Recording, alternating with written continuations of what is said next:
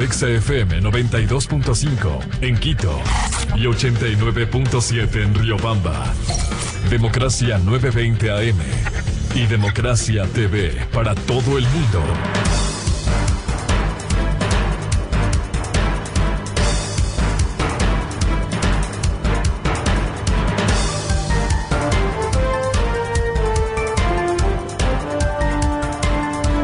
Ocho, 18 minutos en el territorio continental ecuatoriano, buscando la verdad en la revista de opinión Democracia.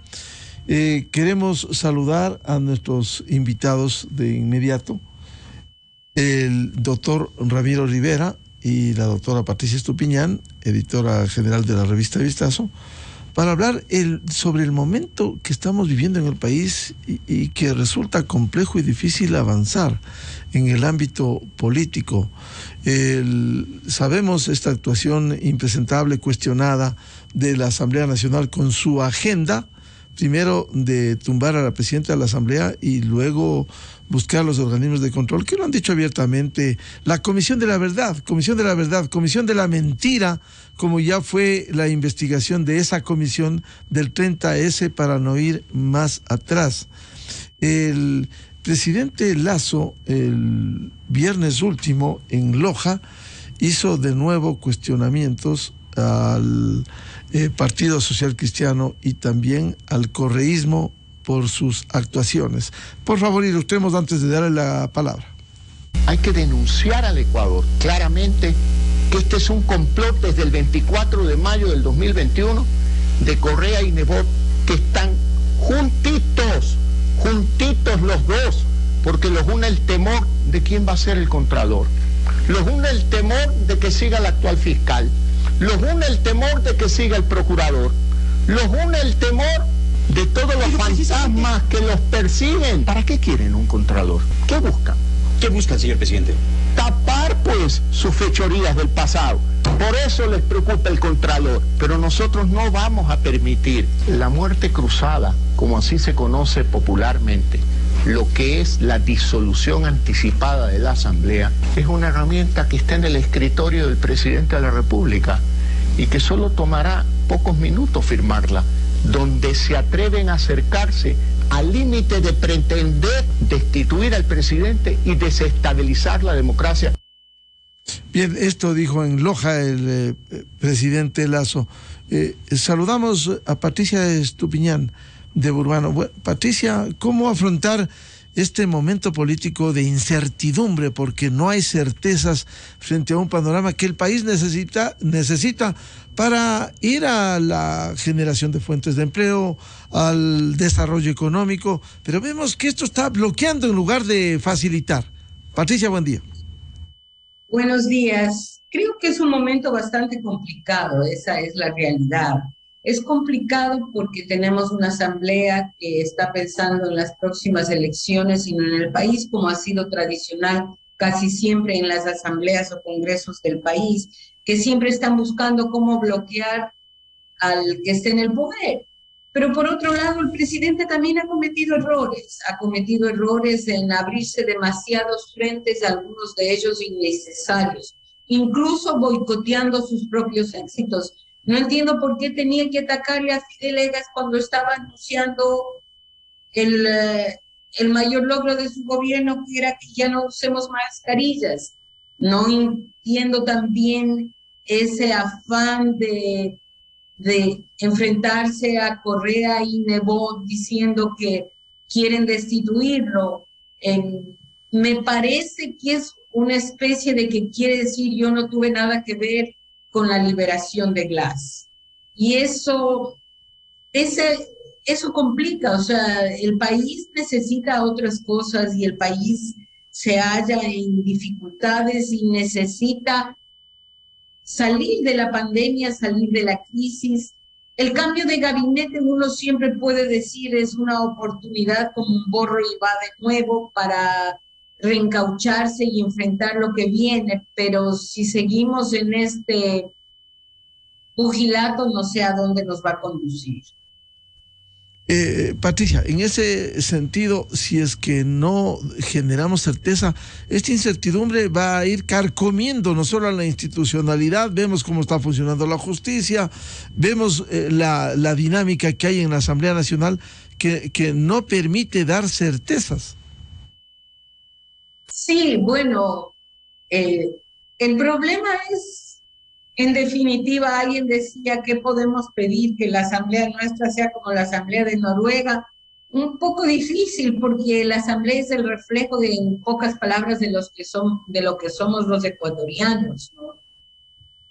Pero también es un modelo que creo que se ha agotado, eso de la unicameralidad, y que tal vez desde la sociedad civil deberíamos empujar a ver si logramos que se apruebe aquello que fue eliminar el Consejo de Participación Ciudadana, que parece que es el principal apetito de la Asamblea en este momento, que a lo mejor ese apetito se disuelve con lo que declara el señor Poli en este juicio rápido que hoy comienza en Estados Unidos mañana. Ahora la justicia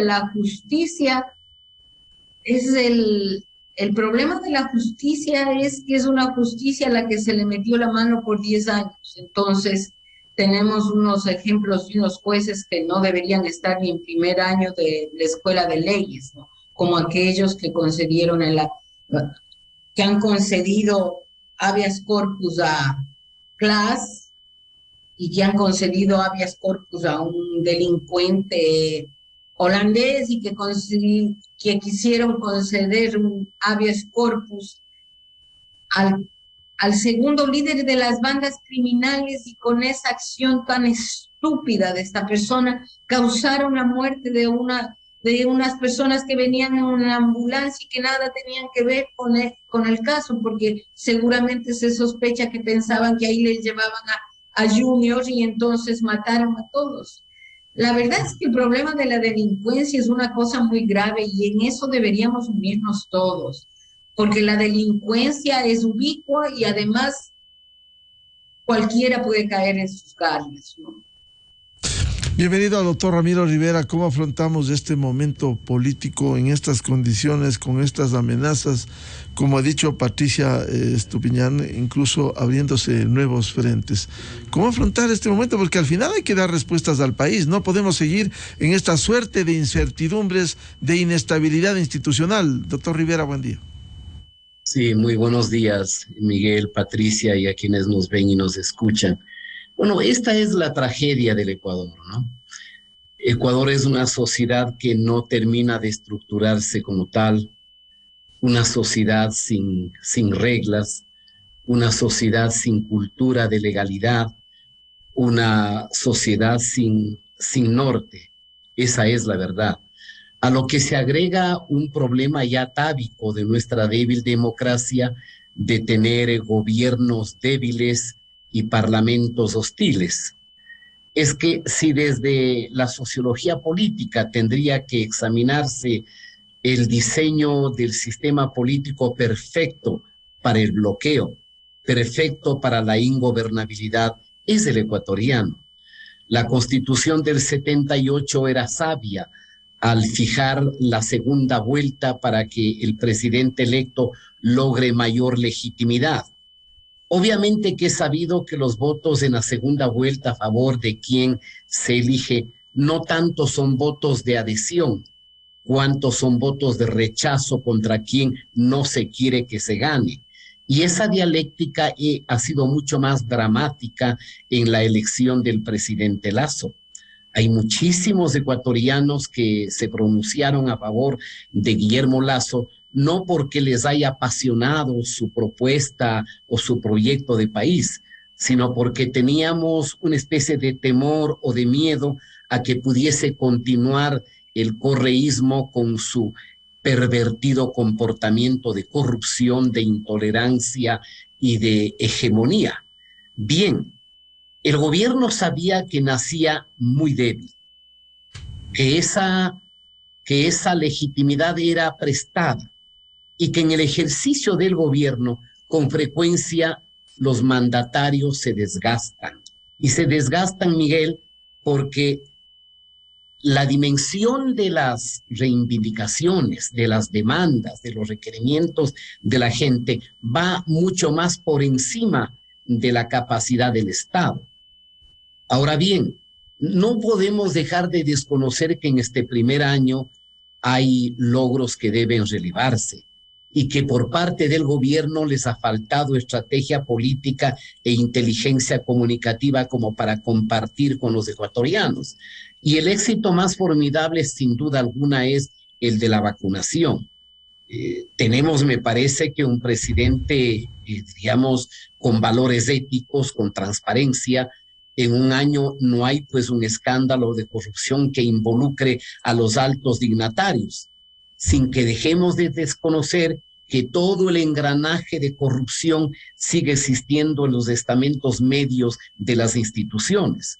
Falta una política de comunicación para que el gobierno haga entender o eduque o oriente a los ecuatorianos el por qué, por ejemplo, este momento la escasez de medicinas.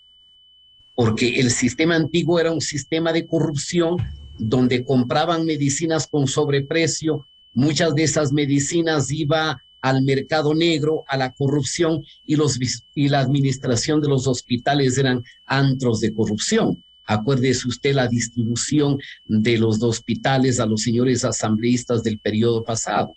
Pero frente a todo eso, me parece un gobierno sin horizonte político, sin una estrategia política.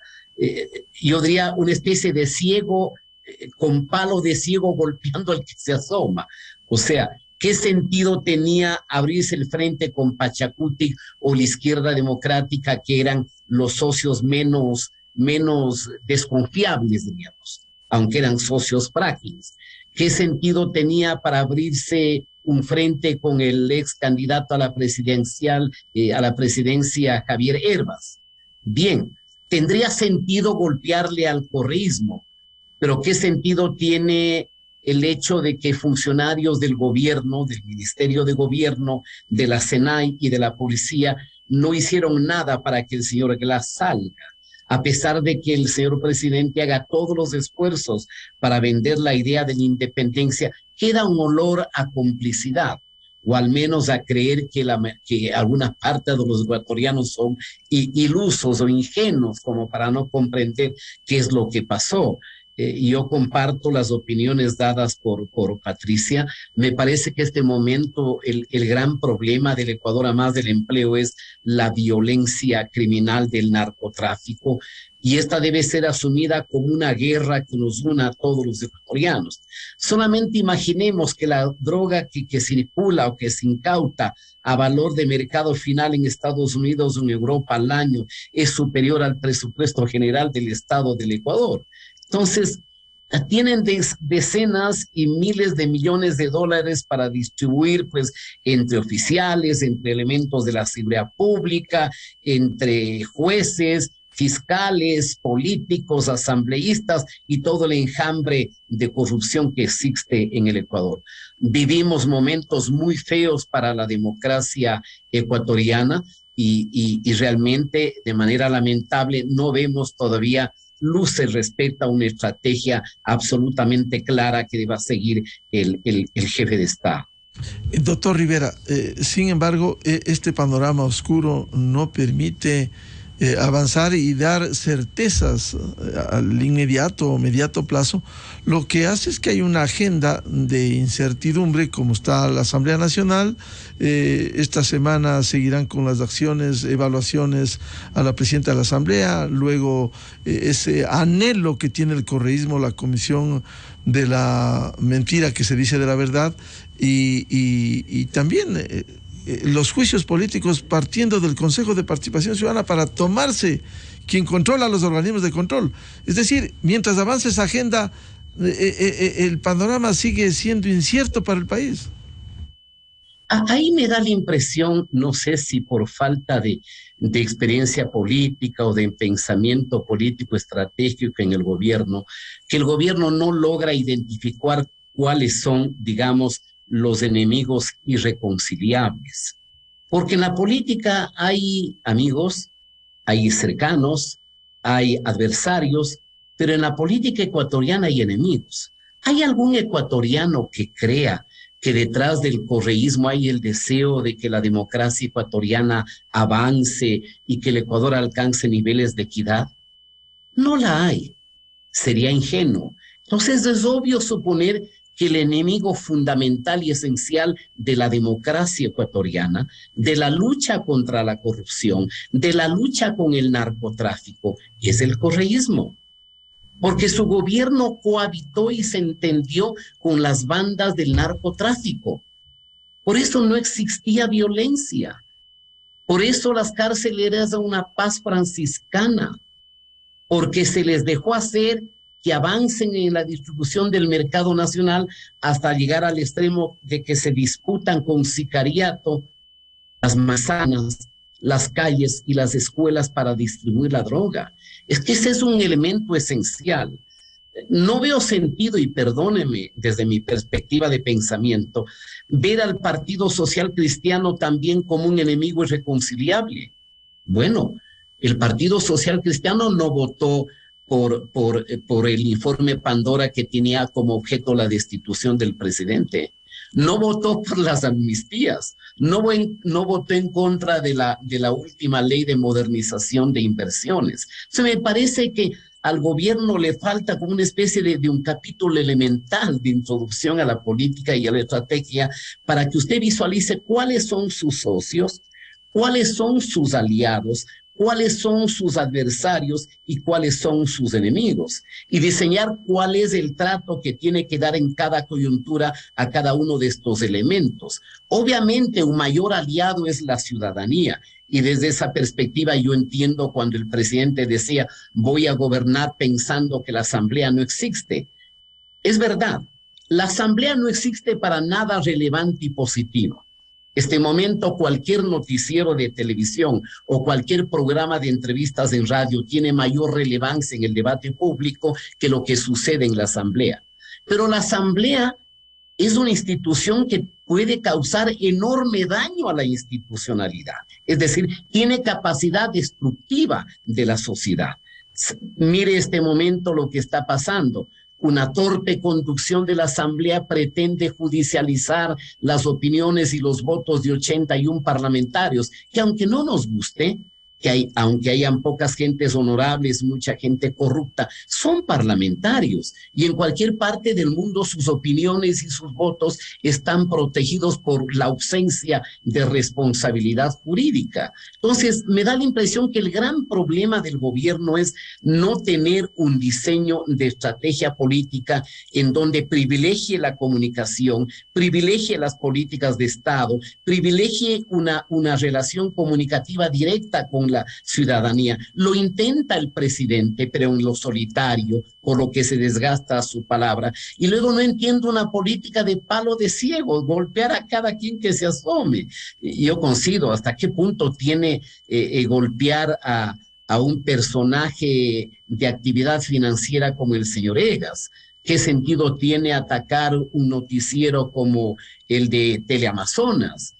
¿Hacia dónde queremos ir? Me parece que ahí el gobierno es el que tiene que sentarse primero y definir sus prioridades y el sentido y la pertinencia y el alcance de sus estrategias políticas.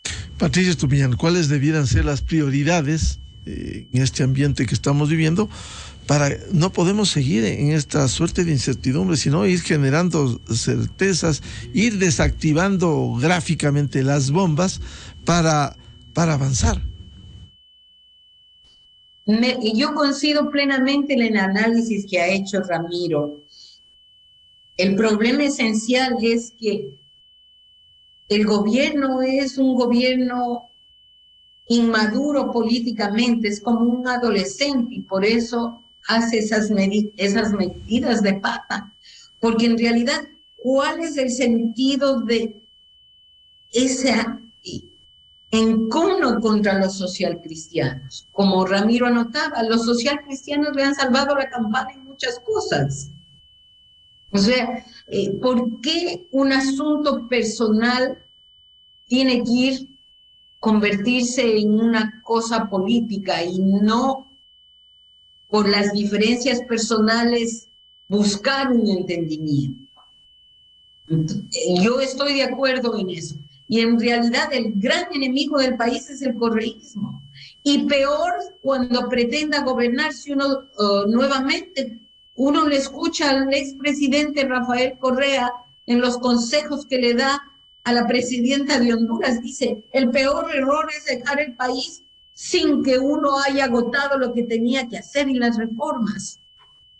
Él se fue del país porque ya no había más plata que esquilmar, nada más. Y porque no ganaban las elecciones. Pero si ellos regresan, el país se sepulta para siempre, como está sepultada Nicaragua, como se sepultó Venezuela, que de ser el país más rico del mundo ha terminado en ser el segundo más pobre de América Latina.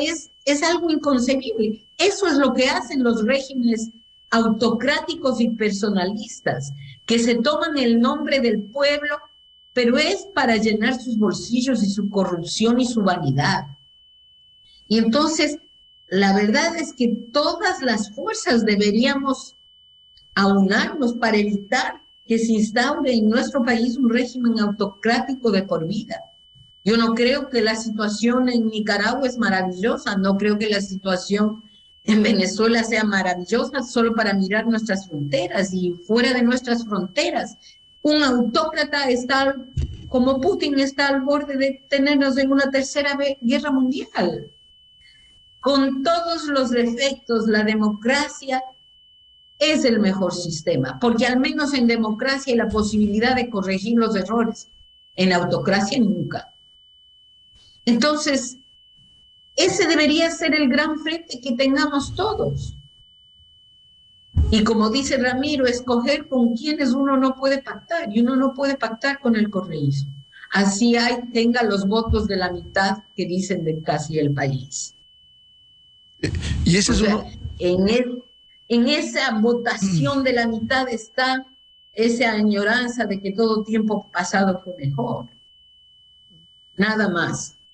Patricia, y ese ha sido uno de los errores, por ejemplo, el dejar al menos suspicacias, sospechas. El caso de Glass, cuando no hubo una muy buena actuación del frente político de este gobierno.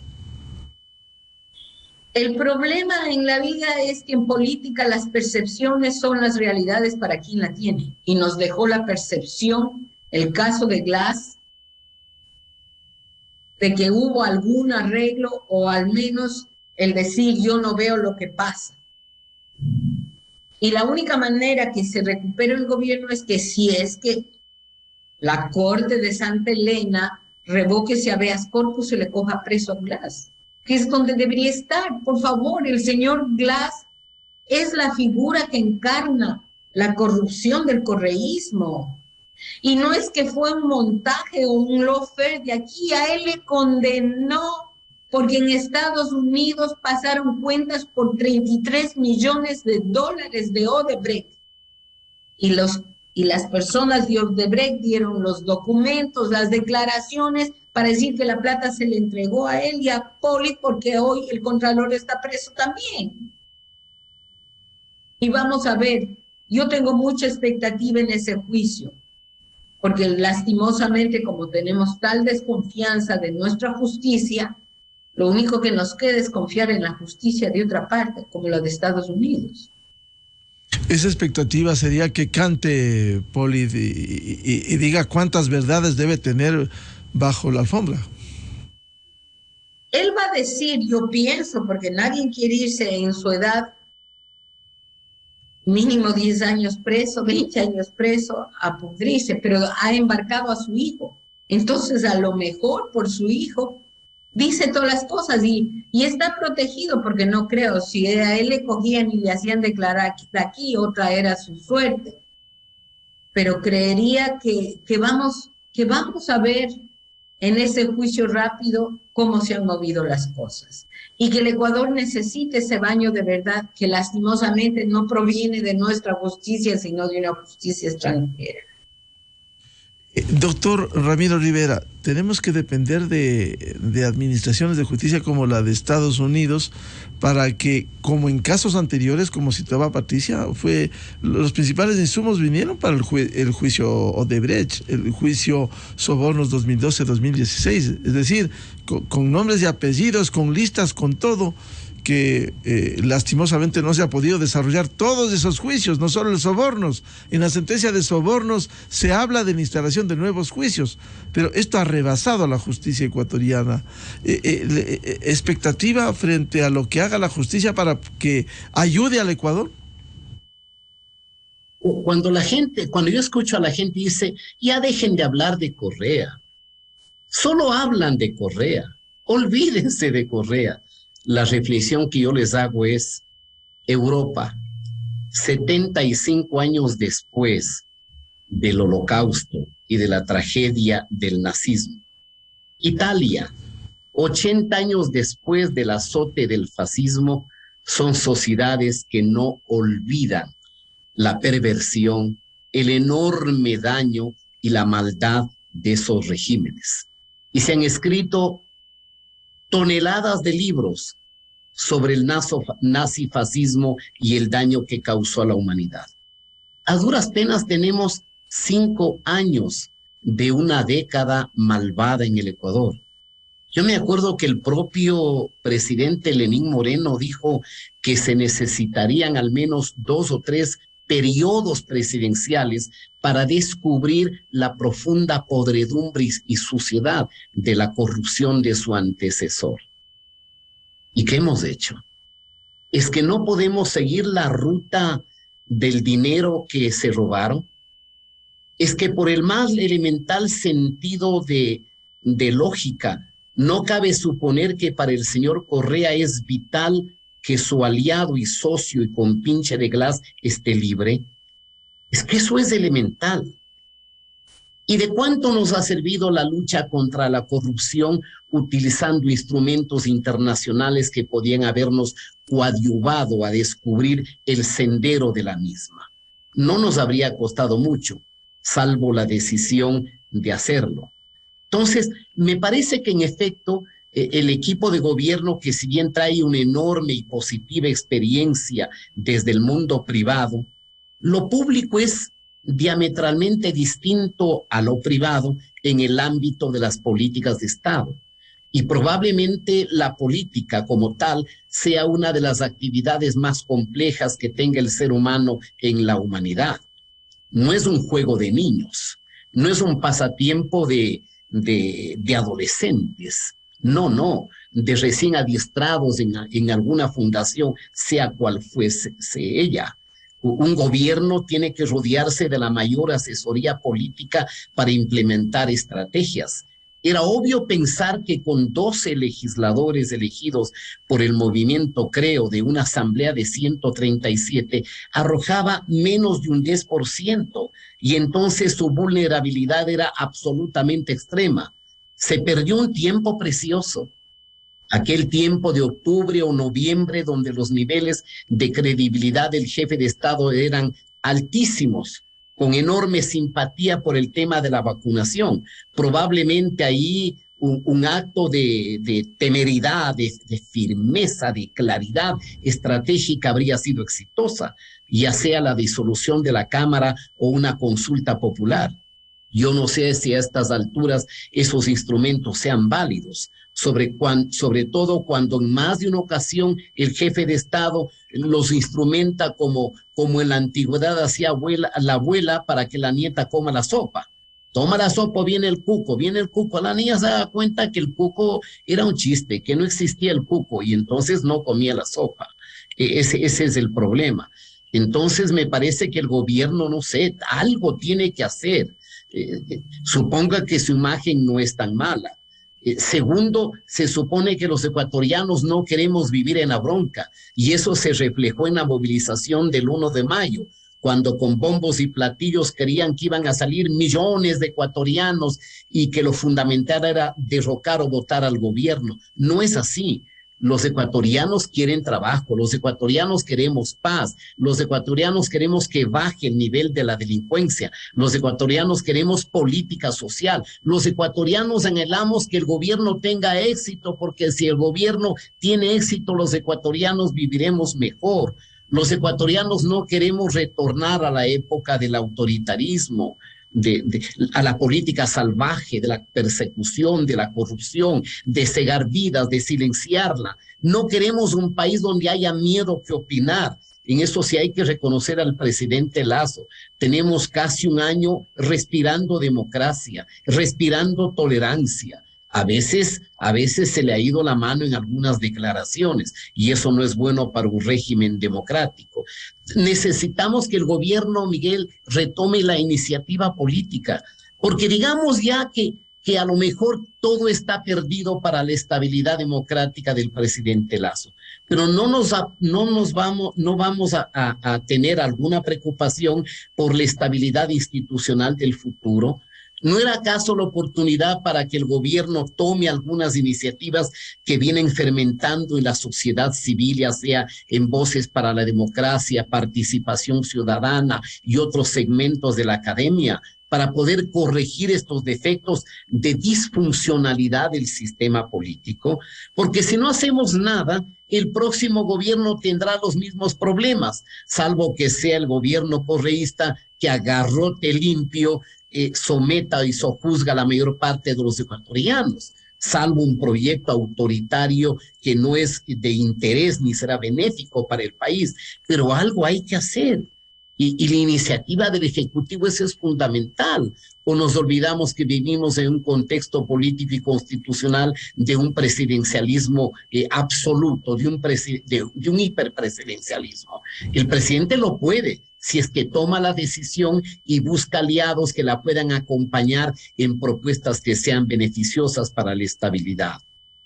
Doctor Rivera, ¿qué piensa lo que señalaba Patricia Estupiñán respecto de la expectativa del juicio rápido al excontralor Carlos Poli? Yo comparto esa expectativa. Fíjese, Miguel, si borrásemos del mapa y del horizonte la justicia norteamericana y la Secretaría de Justicia de los norteamericanos, Pizzagate no habría aparecido. Caso Sobornos no habría aparecido. Caso Las Torres no habría aparecido. Caso Petroecuador no habría aparecido. Caso Seguro Sucre no habría aparecido. Con razón, pues, que las tendencias populistas autoritarias de amigas de la corrupción odian al imperialismo, porque quisieran que en el Ecuador haya absoluta soberanía, aquella soberanía que apaga, que silencia jueces, aquella soberanía que puede comprar fiscales, que pueda comprar complicidades o silencios. Yo espero que el señor Poli hable, el contralor de lujo que decía el señor Correa. ¿Se acuerdan cómo lo enamoraba, cómo lo seducía, cómo lo elogiaba? Es que él era funcional al esquema de poder corrompido que se había establecido en todo el equipo de gobierno. Yo espero que el señor Poli hable y tengan menos presente esta ciudadanía ovejuna de creer que su patrón es el Mesías, es el Prometeo y es la víctima, cuando fue el jefe de una organización criminal que se estableció en el Estado para esquilmarlo, para destruirlo. Patricia Estupiñán, se ha escuchado voces que en lugar de contribuir a la solución del problema con facilidad, dice que se vayan todos, como si esto sería una cosa tan simple, cuando el país necesita soluciones a la delincuencia, el tema de la administración de justicia, la seguridad social, generación de empleo. Es decir, por problemas tenemos desafíos para afrontarlos. Y resulta que ahora se quiere buscar más caos. Así es. El problema principal, yo digo, es parte de las élites del Ecuador. O sea, tenemos unas élites como las élites sindicales, que viven en el pasado, que no se han adecuado a los tiempos. Hoy en día son otras las competencias que necesitamos para competir en el mundo. Otra manera de trabajar que no es la que ellos hablan, que eran las que pertenecían en el siglo pasado. Necesitamos una renovación de esas élites que miren al siglo XXI y que busquen orientarse ahí para proteger derechos, sí, pero también para abrir derechos para la gran mayoría que no tiene trabajo. Necesitamos una renovación y esas élites son las que están siempre hablando de que se vayan todos. O sea, tenemos las élites de la CONAIE, que ellos están pensando también en la época de Sendero Luminoso, en alguna otra cosa, cuando el mundo es otro. Se necesita otra forma de producir, se necesita otra forma de asociarnos. Hay múltiples oportunidades para entrar en el mundo y mejorar. Lo único que mejora la vida de la gente no es los regalos. Lo único que mejora la vida de la gente es un trabajo digno. Con eso se cambia todo. Y el país conspira para poder crear empleos. Y entonces estas personas, y yo creo que no tienen acogida a estas marchas que dicen que iban a ser monumentales y todo eso, porque precisamente la mayoría de la gente está preocupada con cómo voy a comer mañana, qué voy a hacer, dónde consigo una chamba, un trabajito, un cachuelo, cómo puedo alimentar a mi familia. Y para eso necesitamos que haya inversión. Y no va a haber inversión con esta inestabilidad, definitivamente. ¿Quién va a querer invertir en una sociedad que nada se respeta? Que los contratos son, como decía un ex embajador de Estados Unidos, papel mojado. No, pues. Los contratos se violan desde la presidencia de la República, sino, ¿por qué estaríamos como estamos con tantos juicios, con todas las barbaridades que hizo el presidente Correa para borrar esos contratos? ¿Y quién nos devuelve ese dinero que hemos tenido que pagar en los litigios? O sea, un inversionista lo primero que quiere es seguridad para su capital. Puede ser el paraíso y Ecuador tiene miles de posibilidades, pero lo peor que tiene es que no tiene Estado de Derecho. ¿Y qué hacer con esta Asamblea Nacional? ¿Qué hacer con esta Asamblea Nacional? Que si se sigue en ese estado, aunque sea como el lobo, habrá que disolverla. Pero lo que necesitamos es un cambio de modelo, que el presidente, como decía Ramiro, acoja las propuestas, ya sea de participación ciudadana, ya sea del colectivo que lo lideró Pablo Darra para que podamos cambiar en algo el país. El modelo de asamblea no va más.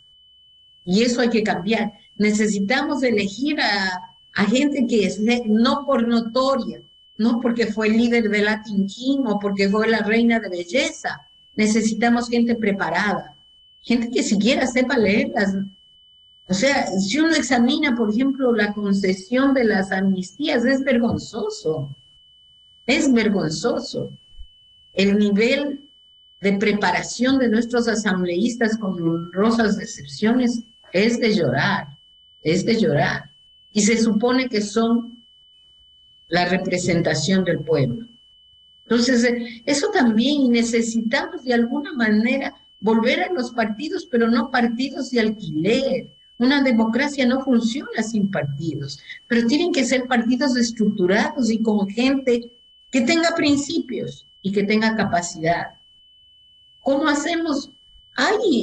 El proyecto de participación ciudadana aspira a eso, a mejorar la calidad de la representación.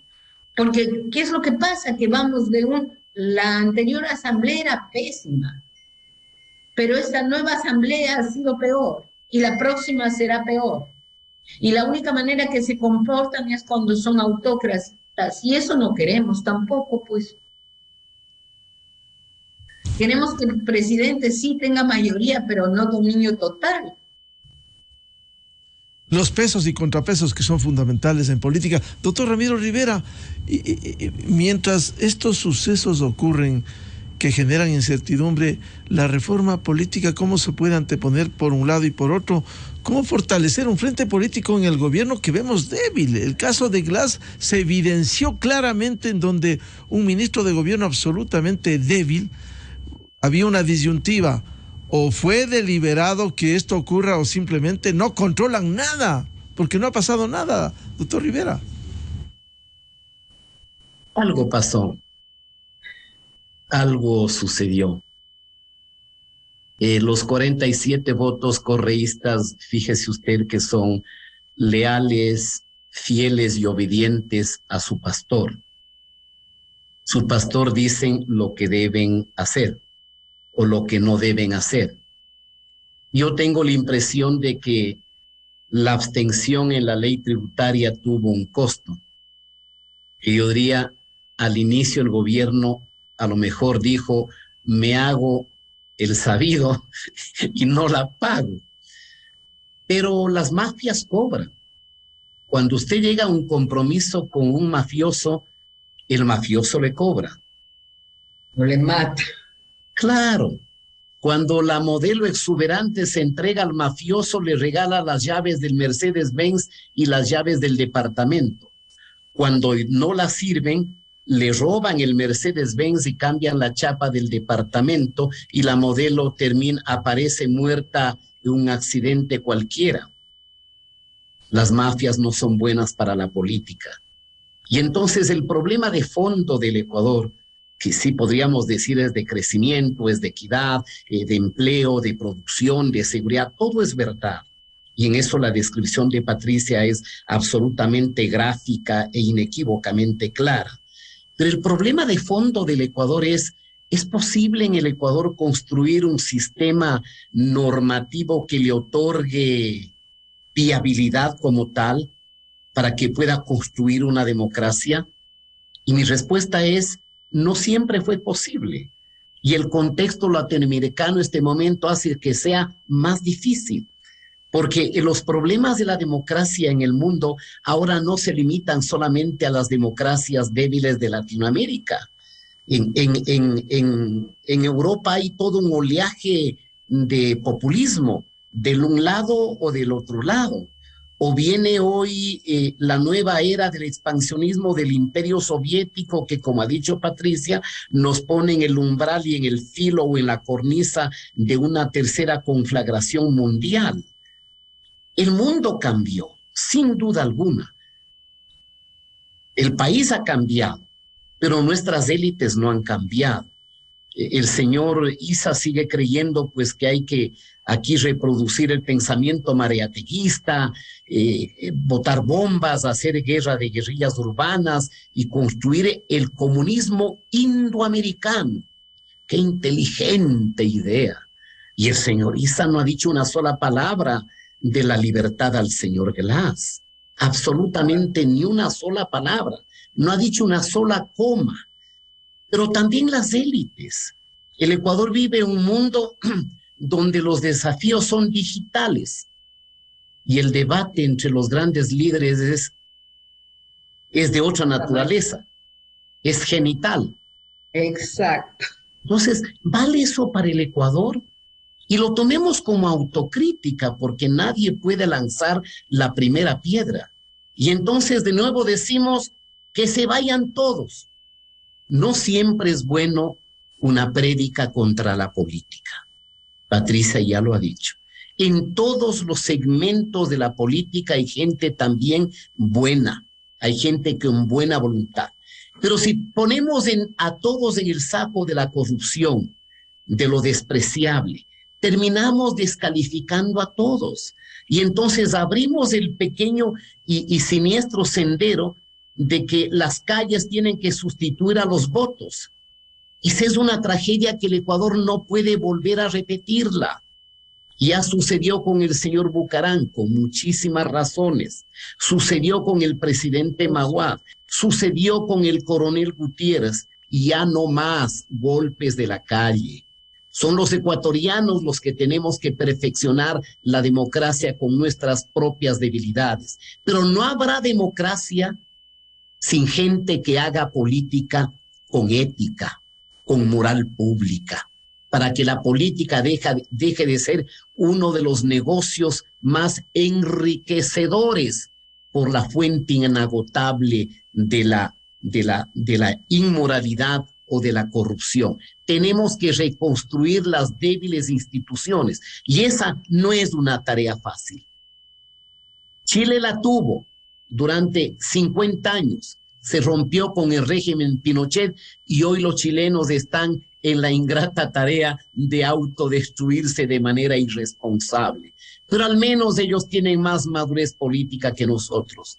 Los colombianos están al filo de escoger el socialismo del siglo XXI. Imagínense, nosotros estamos a tiempo de corregir los errores y el presidente Lasso debe tener conciencia que si hay ecuatorianos y si hay ecuatorianas que amamos al país y que queremos que esto vaya mejor, que esto no siga en el despeñadero de que todo es quebradizo, de que todo se liquide. Hay que salvar la democracia y es necesario defender la democracia. ¿Cuál democracia? Esta, la democracia de representación, con formas de participación, porque no hay ninguna otra democracia que haya surgido en el mundo como alternativa a esta. Esta puede ser la peor forma de gobierno, pero el resto, ya lo dijo Churchill, son peores. Patricia Estupiñán, lo peor que le pudiera pasar al país es que esto sigue intocado. Sobrevivimos en estas condiciones, vendrán elecciones sin reformas, con una estructura del Estado igual, con un Consejo de Participación Ciudadana intocado. A cualquier gobierno autoritario que pudiera venir le va a gustar esta estructura mala, pésima que se originara en Montecristi. ¿Cómo cambiar, dejar sentando las bases de un cambio político? Bueno, hay que hacerlo, hay que retomar esas propuestas que han venido de la sociedad civil y el que le tiene que tomar esas propuestas es el gobierno y asegurarse de que no tengan que ir al Congreso o a la Asamblea porque ahí las hacen fracasar, porque nadie quiere autorreformarse, eso es un hecho. Ya no hubiéramos tenido el Consejo de Participación Ciudadana si la asamblea anterior no nos hubiera permitido votar siquiera por esa propuesta del colectivo que dirigía Pablo Dávila. El país tiene que hacer reformas, eso indudablemente. Yo no soy jurista, no sé cuál sería la mejor reforma. Lo único que sé es que hay algunas propuestas y que el gobierno a lo mejor, en lugar de estar pensando en su propia idea genial, que tome de estas propuestas, algunas que ya inclusive fueron ya aceptadas por la Corte Constitucional, y nos lleve a una consulta, y que el gobierno, si logra mejorar la situación de inseguridad, si logra que los servicios públicos funcionen. Eso no depende de la Asamblea. Necesitamos que haya cédulas o que nos expliquen por qué es que no hay. Que no nos demoremos horas, meses en un pasaporte. Son las cosas que causan irritación en la gente y que dependen del gobierno. Y que eso debería mejorarse.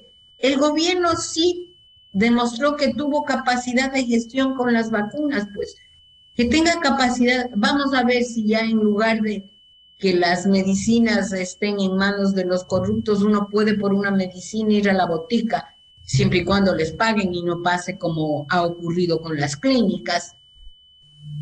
Va a mejorar la imagen del gobierno. Yo no digo que está muerto, pero que necesita dar un cambio. Y en ese sentido, si lograr estas cosas que nos atañen en el día a día, creo que tendría más aceptación que él haga un cambio con respecto a la política, ¿no? Doctor Ramiro, y eso sí, lo que no puede permitir es que el señor Glass o se asile o se escape. Eso sería su hecatombe, equivaldría a lo que le pasó a Lucio cuando trajo de regreso a Bucaram. Así es. Doctor Ramiro Rivera, esta reforma política para no seguir con esta estructura tan perversa como se instalara con la Constitución de Montecristi. Es que yo creo que hay que siempre solemos decir la Constitución de tal parte o de tal parte. Es que no fue ni siquiera la Constitución de Montecristi, fue la Constitución de Correa, elaborada por un grupo de españoles y ajustada a la medida perfecta de lo que requería Correa. Y un país no tiene futuro sin una constitución que establezca un acuerdo, lo que se denomina el contrato social. El contrato que involucre a todos, que podemos ser diferentes, disímiles, de distintas tendencias, hasta enfrentados o confrontados, pero que la Constitución sea una regla de comportamiento que nos compromete hacia el futuro a todos. Eso es lo esencial.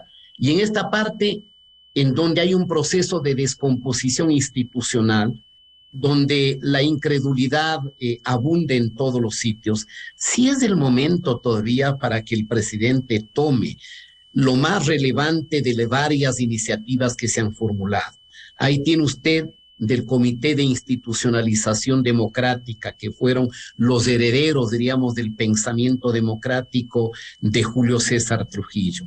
Tiene usted Voces por la Democracia, tiene Participación Ciudadana, tiene constitucionalistas que han formulado varias ideas. Sí es posible una reforma, pero obviamente usted tiene una Constitución de Correa que dejaron con cadenas y candados para que sea una constitución que se imponga a las futuras generaciones. No hay constitución que haya sido diseñada para una generación que ya pasó, la generación ovejuna, a una nueva generación que quiere un Ecuador abierto, un Ecuador que no se enajene del mundo digitalizado, de los nuevos desafíos que tiene el universo. ¿Acaso por lo menos hagamos un esfuerzo para que la democracia sea viable?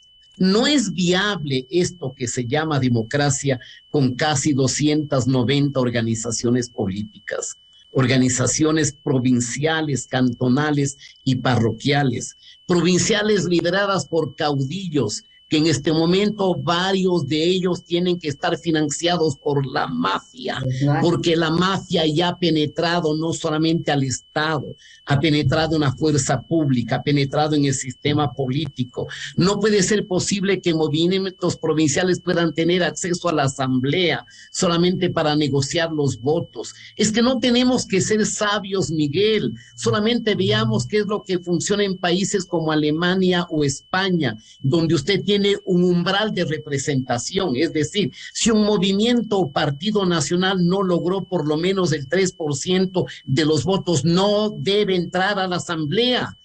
Hagamos las elecciones en la segunda vuelta para que un gobernante tenga por lo menos una buena masa de votos de apoyo y al frente una oposición con transparencia. Pero el sistema actual y su pervivencia en el futuro es suicida. Le va a otorgar simplemente una larga y prolongada agonía al sistema político ecuatoriano. Algo hay que hacer, y el que más posibilidad tiene de liderar una iniciativa es el presidente Lasso. Obviamente, luego de que sean capaces de diluir la sospecha nacional de que existió algo por debajo de la mesa en el caso del señor Glass. No en vano es la famosa frase desde la época medieval, desde antes de Cristo, la mujer del César no solamente tiene que ser honrada, sino parecer honrada. Es probable que el gobierno sea honrado en el tema del señor Glass. Demuéstrelo, aparezca como honrado. Y solamente sucederá eso si hay una defensa jurídica democrática firme ante la Corte Provincial de Santa Elena y el señor Glass regrese a donde debe estar, en prisión,